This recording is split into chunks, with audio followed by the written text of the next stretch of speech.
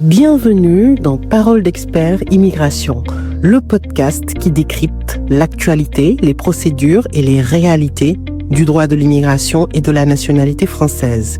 Que vous soyez un particulier, un employeur ou un simple passionné de la question, ce podcast est fait pour vous. Chaque épisode abordera un sujet clé avec des analyses claires, des témoignages et des réponses d'experts et de passionnés. Alors installez-vous confortablement et plongeons ensemble dans les coulisses du droit de l'immigration. Bonjour. Aujourd'hui, on se plonge dans une loi qui a fait beaucoup de bruit. La grande réforme de la législation française sur l'immigration, entrée en application en 2024. On va se concentrer sur un aspect très précis, et souvent, il faut le dire, assez mal compris. Les procédures d'éloignement, et en particulier la fameuse obligation de quitter le territoire français, l'OQTF. Oui, un sujet technique, mais avec des implications très humaines. Exactement. Et pour y voir clair, on a sur la table des documents officiels. D'un côté, 2 circulaires du ministère de l'Intérieur. La première de février 2024 est très directe. Elle fixe le cap sur l'expulsion des étrangers jugés délinquants. Le ton est très politique. Très politique. La seconde de juillet 2024 est beaucoup plus technique. Elle détaille une simplification des procédures judiciaires. Et pour compléter, on a aussi la page du site servicepublic.fr qui explique ce qu'est une OQTF au grand public. L'objectif aujourd'hui, c'est vraiment de décortiquer la double logique de cette réforme. Parce qu'on y trouve 2 discours, presque. 2 musiques différentes. C'est ça. D'un côté, la promesse de simplifier un système juridique devenu un vrai casse-tête. Et de l'autre, un durcissement très net des règles pour expulser plus facilement les étrangers considérés comme une menace. Alors, simplification ou durcissement ? Ou les deux à la fois ? Commençons par le point de départ. La circulaire de juillet 2024 utilise une expression forte, elle parle d'une complexité croissante des règles. Qu'est-ce qui n'allait pas au juste ? Pourquoi ce besoin de tout remettre à plat ? Le mot qui revient partout et qui est le bon, c'est illisible. Le système était devenu un véritable labyrinthe. Il faut s'imaginer qu'avant cette loi, il existait une douzaine de procédures de recours différentes contre une décision d'éloignement. Une douzaine ? 12. Avec des délais qui changeaient tout le temps, en fonction du type de décision, du lieu où la personne se trouvait. C'était un cauchemar pour s'y retrouver. Pas seulement pour la personne concernée, j'imagine. Pour tout le monde. Pour son avocat, bien sûr, mais aussi pour l'administration elle-même, pour les agents en préfecture, les forces de l'ordre et même les juges qui devaient appliquer le droit. Le Conseil d'État avait d'ailleurs tiré la sonnette d'alarme dès 2020. Donc, l'idée de la réforme, c'est d'abord un grand coup de balai pour y voir plus clair. Un grand ménage administratif, en quelque sorte. Mais en lisant l'autre circulaire, celle de février, on sent que l'ambition est tout autre. Le ton est beaucoup plus politique, beaucoup plus ferme. Ah oui, on change complètement de registre. On n'est plus dans la simplification technique, non, absolument pas. Cette circulaire-là, elle affiche une priorité sans aucune ambiguïté. L'éloignement des étrangers qui représentent une menace pour l'ordre public. Et pour bien montrer que ce n'est pas qu'un vœu pieux, le texte donne des chiffres assez frappants. C'est-à-dire... Il nous dit que depuis octobre 2020, donc bien avant la loi, plus de 4000 titres de séjour ont été retirés pour ce motif. Et plus impressionnant encore, le nombre d'éloignements effectifs d'étrangers qualifiés de délinquants a bondi, passant de 1834 en 2021 à 4686 en 2023. C'est plus du double en 2 ans. En cours d'intensification. D'accord, c'est un point important. La loi vient consolider une pratique déjà à l'œuvre. Alors, revenons à cette simplification qui est présentée comme la première étape. Passer de 12 procédures à seulement 3, c'est une transformation radicale. Comment ça s'organise concrètement ? C'est une refonte totale de l'architecture. La logique est simple. Ce n'est plus le type de décision qui compte, mais la situation de la personne. D'accord. Où est-elle quand elle conteste son OQTF ? Et à partir de là, tout découle. 3 cas de figure, 3 procédures. Allons-y pour le premier cas, le plus courant, j'imagine. C'est ça. Le premier, c'est la procédure ordinaire. C'est le cas général. Une personne reçoit une OQTF, mais elle n'est ni en prison, ni en rétention, ni assignée à résidence. Elle est libre. Pour elle, le délai pour contester la décision est maintenant d'1 mois. C'est clair, c'est unifié. Et pour la décision du juge ? Une fois le recours déposé, le tribunal administratif a 6 mois pour rendre son jugement. 1 mois pour contester, 6 mois pour la décision. C'est le rythme de croisière. Et le deuxième cas ? Le deuxième cas, c'est la procédure spéciale. Elle concerne les personnes dont la liberté est déjà restreinte, mais pas totalement. Typiquement, quelqu'un qui est assigné à résidence ou une personne déjà en détention pour une autre affaire. Là, j'imagine que les délais se resserrent. Oui, l'urgence monte d'un cran. Le délai pour faire le recours est beaucoup plus court. 7 jours seulement. Et le juge, lui, doit statuer en 15 jours. Donc là, tout s'accélère. Et j'imagine que le troisième cas est encore plus rapide. Exactement. C'est la procédure prioritaire. Elle s'applique aux personnes placées en centre de rétention administrative. C'est la situation la plus précaire, celle où l'expulsion est imminente. Et les délais sont ? Extrêmement serré. La personne a 48 heures, donc 2 jours, pour déposer son recours, et le juge a 96 heures, 4 jours, pour prendre sa décision. C'est une véritable course contre la montre. C'est effectivement beaucoup plus clair. La situation de liberté de la personne, libre, contrainte ou enfermée, devient la seule clé de lecture. C'est limpide. C'est le but. Mais cette simplification, si on y réfléchit une seconde, est-ce qu'elle ne risque pas d'écraser des situations très différentes ? Je pense à cette procédure spéciale. La situation d'un détenu de droit commun et celle d'une personne assignée à résidence pour des raisons de sécurité nationale sont-elles vraiment comparables ? Pourtant, ils tombent dans la même case. C'est une excellente question qui touche aux limites de toute simplification. L'objectif affiché, c'est la lisibilité. En uniformisant, on perd forcément en granularité. Oui, le législateur a fait un arbitrage. La priorité était de sortir du chaos des 12 procédures. Le pari, c'est que la situation de restriction de liberté est un dénominateur commun suffisant pour justifier une procédure accélérée. L'avenir dira si cette approche crée des injustices, mais pour l'instant, la logique est celle de l'efficacité procédurale. Et cette efficacité nous amène tout droit au deuxième volet, celui du durcissement. Parce que cette belle machine simplifiée, elle semble surtout conçue pour servir une politique plus répressive. C'est là qu'on touche au cœur politique de la réforme. Absolument. La circulaire de février parle d'une réforme sans précédent du régime des expulsions. L'expression est forte. Les fortes, est-ce que le changement est fondamental ? On touche à ce qu'on appelait les protections contre l'expulsion. Historiquement, le droit français considérait que certaines personnes, même en situation irrégulière, avaient des liens si forts avec la France qu'on ne pouvait tout simplement pas les expulser. Une sorte de sanctuaire légal. C'est ça. On parle de personnes arrivées en France avant l'âge de 13 ans, de parents d'enfants français, de conjoints de français depuis au moins de 3 ans. Pour ces gens-là, l'expulsion était une mesure d'une extrême rareté, réservée à des cas de terrorisme ou d'atteinte aux intérêts fondamentaux de l'État. C'était une protection quasi absolue. Était. Le passé. Donc ce n'est plus le cas. Qu'est-ce qui a changé ? Tout a changé. La nouvelle loi vient dire que ces protections ne sont plus automatiques. Elles peuvent sauter si la personne représente une menace grave pour l'ordre public.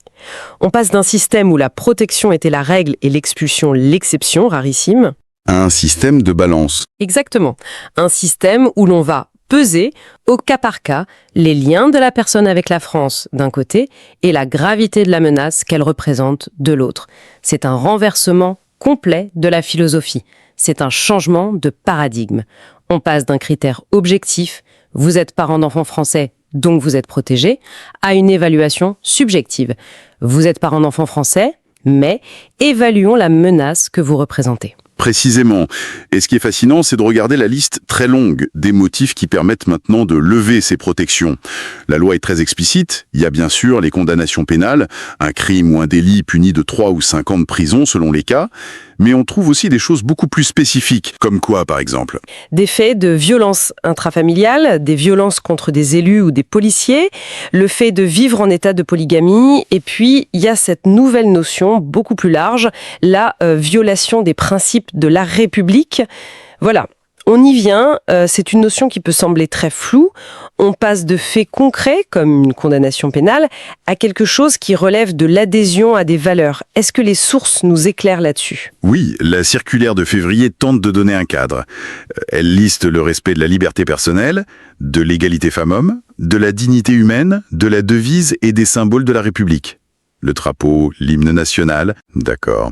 Mais elle ajoute une phrase très importante et considérer comme une violation le fait de se prévaloir de ses croyances ou de ses convictions pour s'affranchir des règles communes. C'est un critère comportementale. On ne juge plus seulement des actes délictueux, mais une attitude générale vis-à-vis des lois de la société française. Mais comment évalue-t-on cela de manière objective? Un préfet dans son bureau, comment décide-t-il qu'une personne viole les principes de la République? On imagine que ça ouvre la porte à une part d'interprétation et donc potentiellement d'arbitraire beaucoup plus grande qu'avant.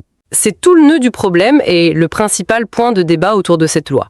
En remplaçant une protection légale automatique par une évaluation administrative au cas par cas, on donne un pouvoir d'appréciation considérable au préfet. Bien sûr. Les circulaires insistent sur la nécessité d'une analyse rigoureuse et d'une stricte proportionnalité. Mais dans les faits, ce sont des concepts qui seront interprétés par des milliers de fonctionnaires différents face à des milliers de situations individuelles. Le risque, c'est de voir apparaître des pratiques très différentes d'une préfecture à l'autre.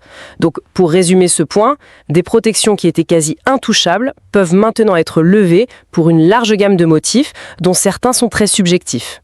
Voyons maintenant les conséquences pratiques. Une fois que la décision d'expulsion est prise, comment la loi s'assure telle qu'elle soit appliquée? C'était souvent là que le système calait. C'est l'autre grand volet du durcissement, rendre les décisions exécutables. Plusieurs outils très concrets ont été mis en place. Le premier, c'est l'allongement de la durée initiale de la rétention. Juste après une interpellation, une personne peut être placée en centre de rétention. Cette durée était de 48 heures. Elle est doublée, elle passe à 96 heures. 4 jours. 2 jours de plus, ça peut paraître un détail, mais qu'est-ce que ça change concrètement pour l'administration? En pratique, c'est énorme. 48 heures, c'est très très court pour accomplir toutes les démarches. Vérifier l'identité, obtenir un laissez-passer consulaire du pays d'origine, ce qui est souvent le point de blocage majeur, et puis réserver un vol. Doubler ce temps, c'est donner à l'administration une marge de manœuvre beaucoup plus confortable pour organiser le départ forcé. D'accord, c'est une mesure très pragmatique. Quoi d'autre? Il y a un mécanisme juridique nouveau et très puissant, qui ne s'applique que dans les cas liés au terrorisme. C'est l'appel suspensif. L'appel suspensif, c'est un changement majeur. C'est un transfert de pouvoir important. Et j'ai vu aussi dans la circulaire de février un changement de délai très significatif. Une OQTF, ce n'est pas valable à vie. L'administration a un certain temps pour l'exécuter. Ce temps a changé, n'est-ce pas? Oui. Et c'est un changement majeur. Auparavant, l'administration avait 1 an pour exécuter une OQTF en plaçant la personne en rétention ou en l'assignant à résidence. Passé ce délai, c'était fini. Ce délai est maintenant triplé. Il passe à 3 ans. 3 ans? Concrètement, ça veut dire qu'une personne sous le coup d'une OQTF vit avec une épée de Damoclès au-dessous de la tête pendant 3 ans. On a donc plus de temps en rétention, un appel qui peut bloquer une libération et une fenêtre d'action de 3 ans pour l'administration. C'est un arsenal répressif qui est considérablement renforcé. Oui. Dans ce tableau, il y a un détail qui m'a surpris dans la circulaire de juillet, quelque chose de très terre-à-terre. Le lieu des audiences. Oui, et c'est une mesure qui illustre bien la philosophie de la loi. L'efficacité avant tout. Transférer des personnes des centres de rétention aux tribunaux pour leurs audiences, ça nécessite des escortes policières, c'est coûteux, ça mobilise des agents et ça comporte des risques. Toujours.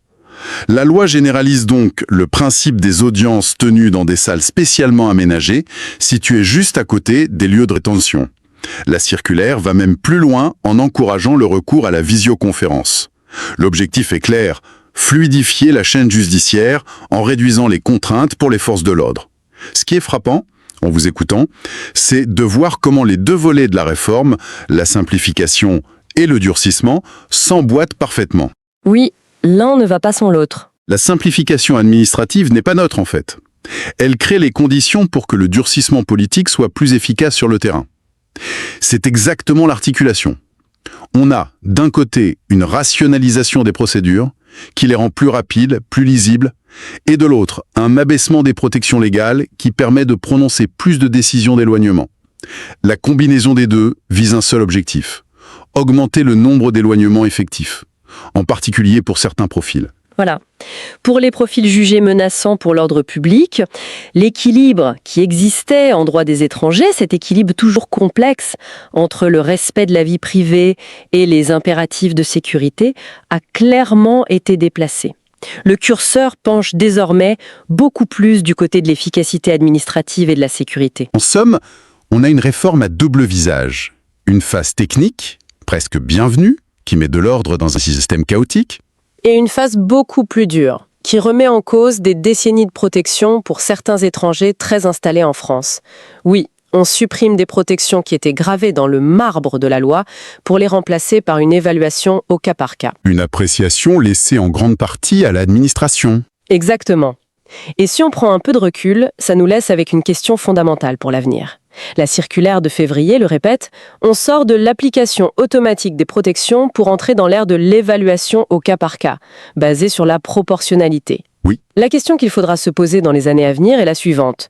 Comment un État de droit s'assure-t-il que cette évaluation reste juste, équitable et cohérente sur tout le territoire quand on remplace des règles claires, même si elles sont complexes, par le pouvoir discrétionnaire d'un fonctionnaire d'interpréter des concepts aussi vastes qu'une menace grave ou une violation des principes républicains?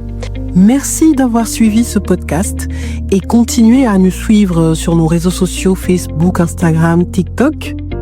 Et à bientôt pour un nouvel épisode de Paroles d'experts immigration.